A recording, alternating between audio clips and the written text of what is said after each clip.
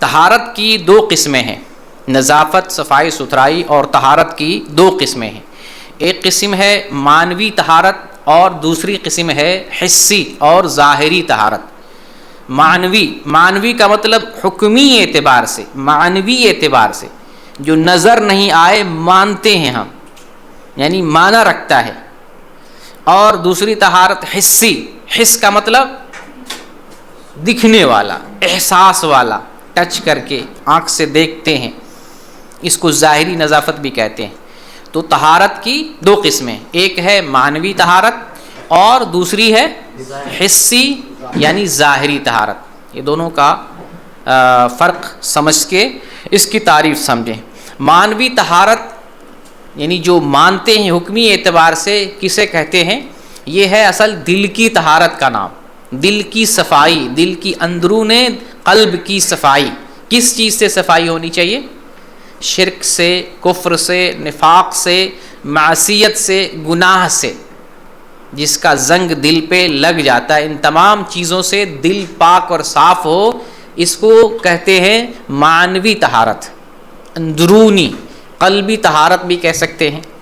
تو طہارت کی یہ جو قسم ہے، یہ قسم جسمانی طہارت سے بھی بڑھ کے ہے.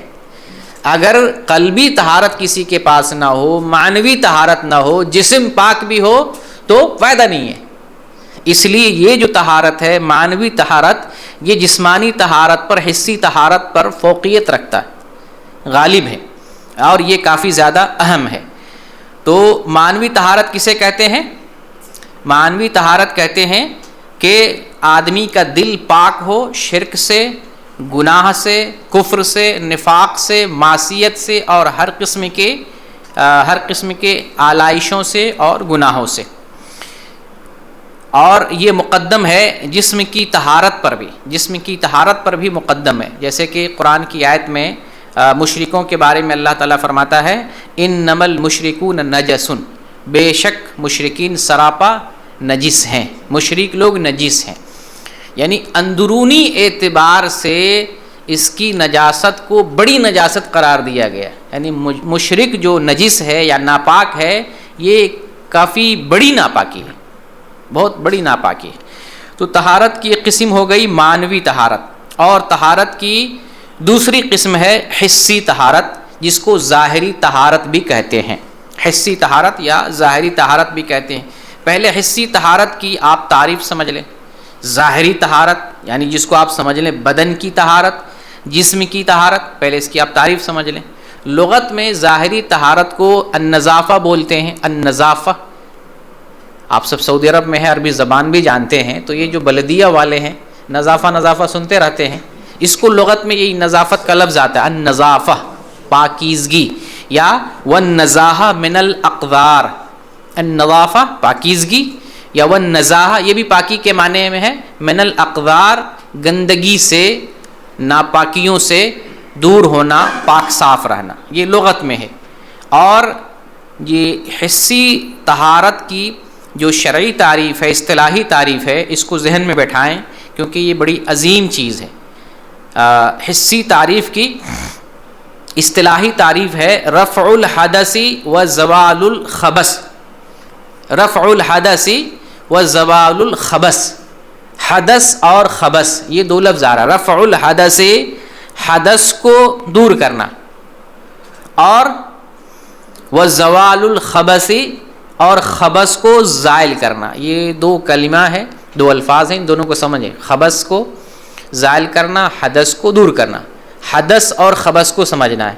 حدث اصغر، حدث اکبر سمجھتے ہیں، سنتے ہیں، حدث ناپاکی کو کہتے ہیں، اور خبث بھی ناپاکی کو کہتے ہیں. خبث عام طور سے آپ نے سنا ہوگا، ایک دعا پڑھتے ہیں اللہم انی اعوذ بک من الخبث والخبائث، اسی سے نکلا ہوا ہے لیکن کلمے میں فرق ہے. نکلا ہوا اسی سے ہے لیکن کلمے میں فرق ہے. اللہم انی اعوذ بک من الخبث والخبائث، میں اللہ کی پناہ چاہتا ہوں کس سے؟ من الخبث، خبث سے اور خبائث سے. خبث اور خبائث کیا ہے؟ خبث جو ہے خبیث کی جمع ہے. خبث خبیث کی جمع ہے، ناپاک جن. جب ترجمہ کرتے ہیں تو صرف جن نہیں کرتے ہیں، ناپاک لگاتے ہیں، کیونکہ خباثت ہے ہی ناپاکی. جیسے نجاست ہے اور حدث ہے، یہ اسی طرح سے اس کا ترجمہ کرتے ہیں، من الخبوث والخبائث، خبث جمع ہے خبیث کی، تو ناپاک جنوں سے پناہ طلب کرتے ہیں، اور خبائث جمع ہے خبیثہ کی، جنی، فیمیل جو جن ہوتا ہے اس سے، یعنی ناپاک جنیوں سے اللہ کی پناہ ہم طلب کرتے ہیں، ناپاک جن اور ناپاک جنیوں سے۔ تو یہ کلمہ بھی، یہ حدث بھی اسی سے نکلا ہوا، لیکن معنوی اعتبار سے فرق، حدث اور خبث اسی سے نکلا ہوا، خبث بولتے ہیں نجاست کو اور حدث ناپاکی کو، تھوڑا سا ڈفرینس ہے، آپ کو آگے بتا رہا ہوں۔ تو تعریف کیا ہو رہی ہے؟ حسی طہارت یا ظاہری طہارت کی جو اصطلاحی تعریف ہے وہ یہ ہے، رفع الحدث و زوال الخبث، حدث کو دور کرنا اور خبث کو دور کرنا، خبث کو زائل کرنا۔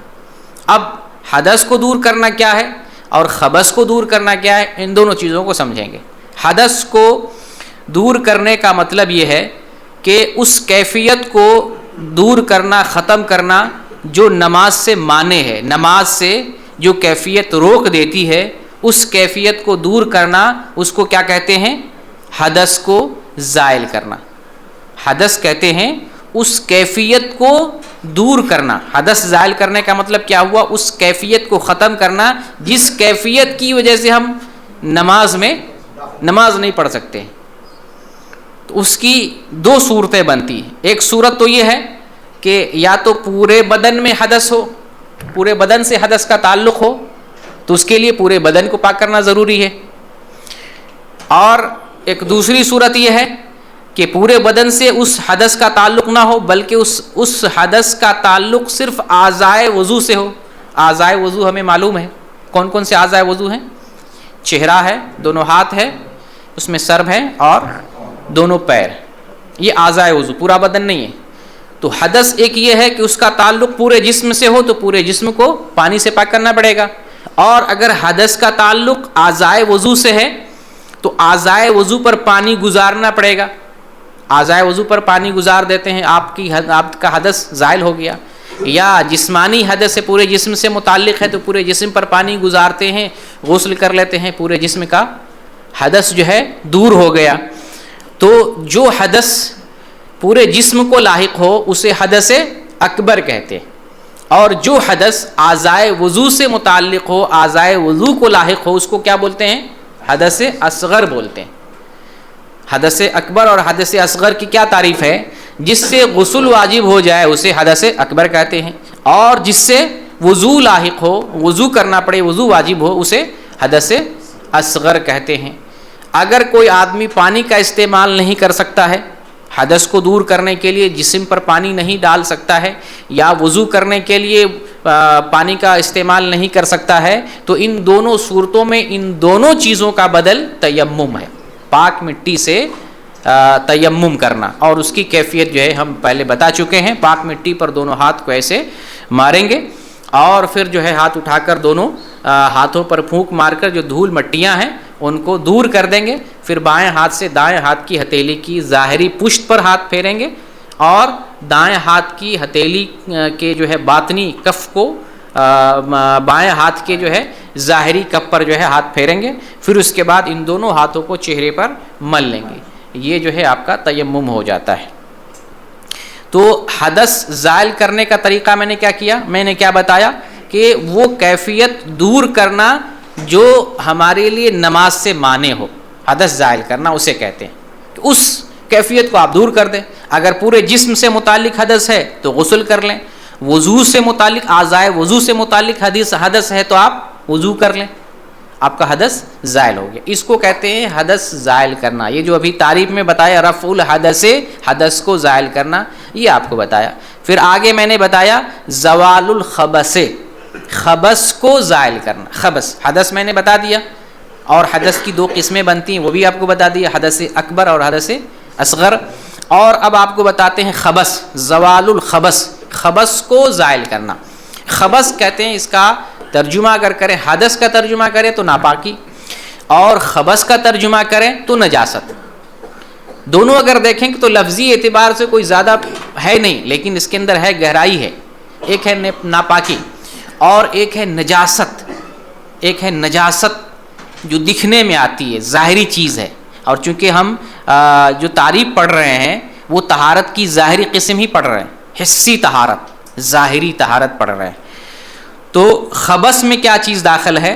خبث جو ہے نجاست کے معنی میں اصل آتا ہے۔ تو خبث زائل کرنے کا جو مطلب ہے وہ یہ ہے کہ آپ اپنے بدن سے، اپنے کپڑے سے یا زمین سے نجاست کو دور کریں تاکہ آپ عبادت کا کام کر سکیں، عبادت انجام دے سکیں۔ یہ ہے خبث کو زائل کرنا۔ خبث زائل کرنے کا مطلب اس کا تعلق بدن سے بھی ہے، اس کا تعلق کپڑے سے بھی ہے، اس کا تعلق زمین سے بھی ہے۔ اور جب ایک آدمی نماز پڑھتا ہے تو ان تین چیزوں کا پاک ہونا لازم و ضروری ہے۔ اگر جگہ ناپاک ہو تو وہاں نماز نہیں پڑھیں گے، جگہ پاک ہے لیکن کپڑا ناپاک ہو نماز نہیں پڑھیں گے، جگہ پاک ہے کپڑا بھی پاک ہے جسم پاک نہ ہو نماز نہیں پڑھیں گے۔ تینوں چیزوں کا ایک ساتھ بیک وقت پاک ہونا ضروری ہے۔ تو خبث کا زائل کرنے کا مطلب کیا ہوا؟ نجاست کو دور کرنا۔ اور نجاست کو دور کرنے کا مطلب کیا ہوا؟ کہ آپ جسم کی گندگی کو، نجاست کو دور کریں، کپڑے کی نجاست کو دور کریں، اور زمین کی نجاست کو دور کریں۔ تو حسی اور ظاہری طہارت کی جو تعریف میں نے آپ کو بتایا کہ آپ جو ہے حدث کو دور کریں گے اور خبث کو دور کریں گے۔ حدث اور خبث دونوں چیزوں کی جو ہے وضاحت آپ کے سامنے کر دی ہے۔